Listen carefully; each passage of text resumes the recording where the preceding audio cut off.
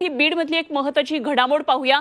बीडमध्ये महिलेला अमानुष मारहाण करण्यात आली आणि बीडच्या अंबाजोगाई तालुक्यातल्या सेनगावमधली ही धक्कादायक घटना आहे। घराशेजारी भोंग्याचा आणि गिरणीचा आवाजाचा त्रास होतोय अशी तक्रार या महिलेने केली आणि याचाच राग मनात धरून गावच्या सरपंचासह 10 जणांनी मिळून म्हणजे एका टोळक्यानं या महिलेला काठ्यानी तसंच रबरी पाईपने मारहाण केली। मारहाणीचे फोटो व्हायरल झाल्यानंतर राज्यामध्ये आता संतापाची लाट पसरली आहे। आरोपींवर गुन्हा दाखल करण्यात आलेला आहे। या प्रकरणातला आरोपी सध्या तरी फरार आहे। तातडीने त्याला अटक करावी अशी मागणी होतीये आणि या महिलेने तशी आता मागणी जोड लावून धरलेली आहे। या महिलेला अमानुष मारहाण झाली। काय या महिलेचं म्हणणं आहे तेही आपण पाहूया।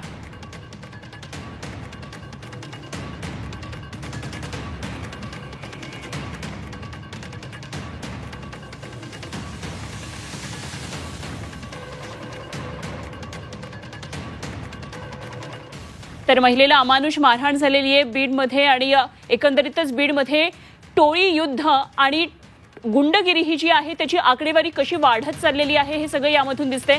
आपल्याबरोबर अंबादास दानवे जोडले गेलेले आहेत। आपण त्यांच्याकडून या संदर्भातली माहिती आणि त्यांच्याबरोबर आणखी चर्चा करूया।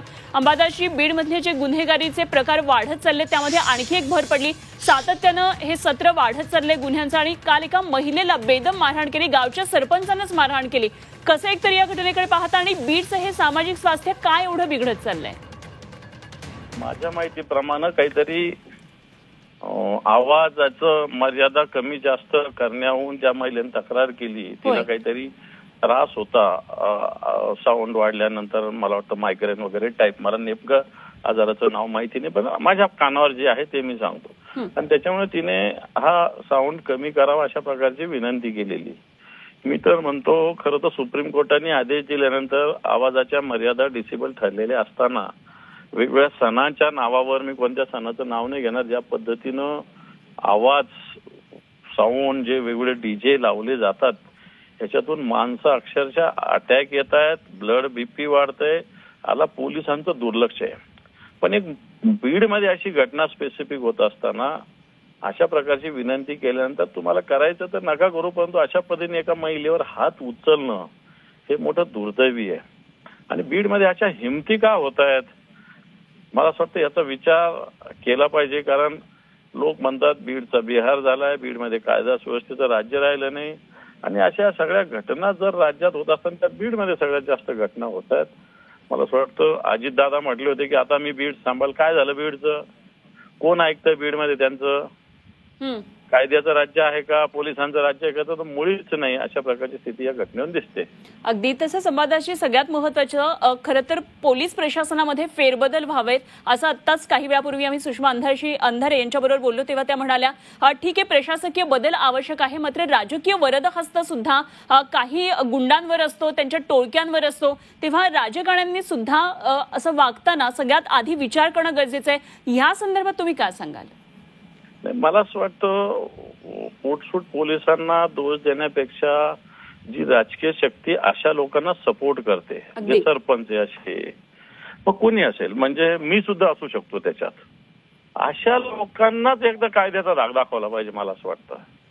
कारण पोलीस काय, मी पोलिसांना नाव ठेवणार नाही, पोलीस चांगलीच आपल्या महाराष्ट्राची, पण ती बिघडते कधी? अशा राजकीय इंटरफेरन्स नंतर ती बिघडते असं माझं मत आहे।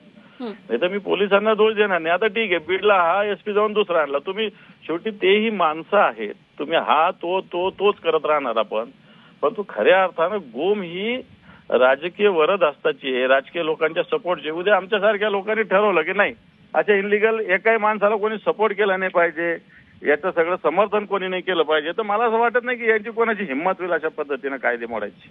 खरंय, तुम्ही नेमक्या मुद्द्यावर बोट ठेवले। राजकीय हस्तक्षेप खरं तर कमी करणं प्रशासनातला हे जास्त महत्वाचं आहे की ज्यामुळे अशा प्रकारे गुंडगिरी वाढू शकते। अत्यंत खरं तर हे धक्कादायक आहे बीडमधली सगळी जी घटना आहे ती। धन्यवाद, आपण बोललात झी24 तास बरोबर आणि आपली प्रतिक्रिया व्यक्त केली त्याबद्दल। अंबादास दानवे आपल्या बरोबर होते। तर बीडचा बिहार झालाय की काय अशा प्रकारची पुन्हा एक घटना घडलेली आहे आणि अत्यंत गंभीर अशी खरं तर बीडमधल्या गुन्हेगारीची ही परिस्थिती आहे। बीडमधल्या राजकीय गुन्हेगारी राजकीय लोकप्रतिनिधींपासून ते थेट सरपंच आणि ग्रामपंचायत सदस्यांपर्यंत झिरपल्याचं हे धक्कादायक वास्तव या घटनेमधून पुढे आले। मसाजोगचे सरपंच संतोष देशमुख यांच्या हत्या प्रकरणातला आरोपी वाल्मिक कराड हा परळीचा नगरसेवक होता. आमदार धनंजय मुंडेंचा तो उजवा हात होता, तर विष्णू चाटे हा राष्ट्रवादीचा तालुका अध्यक्ष होता. अनेक गुंड खरं तर गेल्या काही वर्षांमध्ये बीडमधून पुढे आले आणि प्रत्येक गुंडाचा, प्रत्येक टोळीचा कुठल्या ना कुठल्या तरी राजकीय पक्षाशी संबंध असल्याचं या सगळ्या घटनांमधून पुढे आलंय. तर या घटनेबाबत राजकीय प्रतिक्रिया आता उमटू लागलेल्या आहेत. पाहूयात प्रतिक्रिया. मी त्याच्या संदर्भामध्ये एसपी आणि कलेक्टरला सूचना दिलेल्या आहेत. हे नक्की कुठं झालंय, त्याला कोण जबाबदार आहे, आणि जर ते तिथंच घडलेलं असेल आणि कोणी जबाबदार त्याच्यामध्ये असेल तर कायदा श्रेष्ठ आहे, कुणालाही पाठीशी घालण्याचं कारण नाही. त्यांच्यावर सक्त कारवाई करा अशा सूचना दिलेल्या. नाही, बीडमध्ये ज्या घटना घडत आहेत त्या जरा गंभीरच आहे. एकदा माननीय मुख्यमंत्री यावर फार सिरियस विचार करताय, पण बीडमध्ये एकदा चांगल्या पद्धतीचं त्या ठिकाणी आम्ही काम करू नये.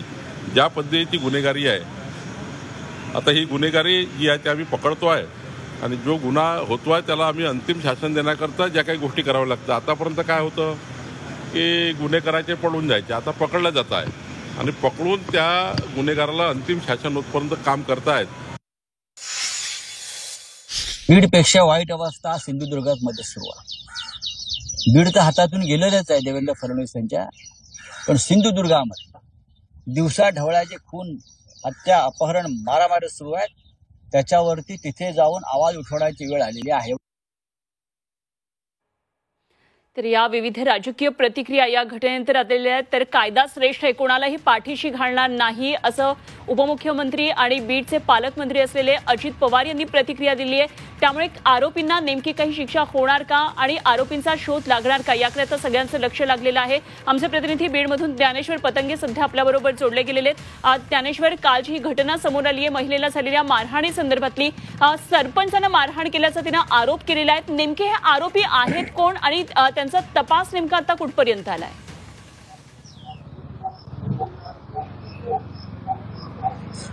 या संदर्भात गुन्हा दाखल झालेला आहे आणि पोलीस याचा तपास करताय. पोलिसांनी या आरोपींना पकडण्यासाठी 2 पथकं देखील नेमलेले आहेत आणि ते सध्या तपासावर. प्रश्न असा आहे की बीड मधल्या वेगवेगळ्या गावांमध्ये अशा घटना का घडत आहेत? खरं तर या सगळ्या गोष्टीला एक राजकीय किनार आहे. आता स्थानिक स्वराज्य संस्थांच्या निवडणुका डोळ्यासमोर, आणि त्या दृष्टीनं खरं तर गावोगावी वेगवेगळ्या हालचाली होताना दिसत आहेत. ह्या घटनेसंदर्भात जर बोलायचं झालं तर ज्या महिलेला मारहाण केलेली आहे त्या महिलेच्या नातेसंबंधातलाच तो सरपंच आहे. म्हणजे त्यांचा तो वरवर बघता जरी कौटुंबिक वाद असला तरी त्याला राजकीय किनार देखील आहे असं आपल्याला कळतं आहे. त्यामुळं 2 गटामधलीच ही खरं तर भांडण होती. 2 राजकीय पक्ष, त्यांचा राजकीय पक्ष आपल्याला नेमका सांगता येणार नाही, मात्र ह्याला राजकीय किनार आहे हे मात्र नक्की. आणि ही सगळी परिस्थिती बीड जिल्ह्यातली बहुतांश गावांमध्ये आपल्याला पाहायला मिळते. आणि ही घटना घडल्याच्या नंतर या महिलेने यापूर्वी देखील 2 महिन्यापूर्वी असाच एक अर्ज दिला होता. त्या अर्जावर कुठलाही गुन्हा दाखल खरं तर झालेला नव्हता आणि थेट मारहाण झाल्याच्या नंतर हा गुन्हा दाखल होत आहे. म्हणजे बरेच वेळेस प्रशासनाच्या भूमिकेकडे सुद्धा एक बोट दाखवलं जाते आणि प्रशासन सांगते की आमच्यावर राजकीय दबाव आहे, त्यामुळे आम्ही आमच्या पद्धतीनं काम करू शकत नाही. अजितदादा पवार खरं तर यात इथले पालकमंत्री आहेत आणि त्यांनी सांगितलं होतं की इथल्या सर्व गँग मी स्वतःसारख्या सरळ करीन, मात्र तसं काही होताना दिसत नाही. परळीतली जी जे वाळू आणि त्या डस्टच्या ज्या गँग आहेत त्या तात्पुरत्या जरी थांबलेल्या दिसल्या तरी त्या घटना मात्र काही थांबताना दिसत नाही.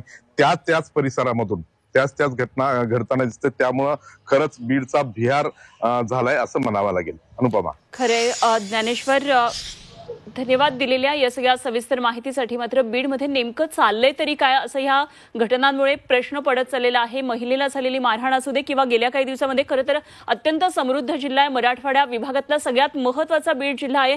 आणि अशा वेळी या शिवकालीन ज्याला इतिहास आहे, निजामशाहीशी ज्या इतिहासाचा संबंध आहे, अशा बीड जिल्ह्यामध्ये नेमकं काय चाललंय आणि एवढ्या समृद्ध जिल्ह्यामध्ये अशा प्रकारे गुन्हेगारी का वाढत चालली, यावर नेमकं कसा काय अंकुश मिळवता येईल, कसा काय चाप बसेल, याकडे खरं तर प्रशासन आता गांभीर्यानं लक्ष देणं हे अधिक गरजेचं आहे असं या घटनेमधून समोर येते. धन्यवाद ज्ञानेश्वर दिलेल्या सगळ्या सविस्तर माहितीसाठी. तर बीडमधली अत्यंत धक्कादायक अशी ही घटना एका महिलेला मारहाण झालेली आहे आणि या महिलेला बेदम मारहाण केली आहे. गावच्या सरपंचांनाच ही मारहाण केल्याचं पुढे आलेलं आहे. अमानुष या महिलेला मारहाण झाली आहे. सेनगावातली धक्कादायक घटना आहे. अंबाजोगाई तालुक्यातली घराशेजारी भोंग्याचा आणि गिरणीच्या आवाजाचा त्रास होत असल्याची तक्रार या महिलेने केली आणि त्यामुळे तिला मारहाण झाली. काय नेमकी या महिलेची प्रतिक्रिया आहे तेही आपण पाहूया. इतकं मारले की इथं पण लागलेले डोक्याला. हे त्या दिवशी काही डॉक्टरांनी याचं चेकअप केलेलं नाही की पूर्ण पाठ आहे. हे हात बघा माझे, हे बघा, आणि माझे पाठ पूर्ण इथपर्यंत मला मारहाण आहे. तर ह्याचं सरपंच पद पहिले ह्याचं रद्द करण्यात यावं आणि ह्या लोकांना अजिबात जामीन मिळून देण्यात येऊ नये. एक तर आम्हाला संरक्षण देण्यात यावं, नाही तर आमचं स्थलांतरित आम्हाला इथून करण्यात यावं. हीच विनंती आहे माझी शासनाकडे.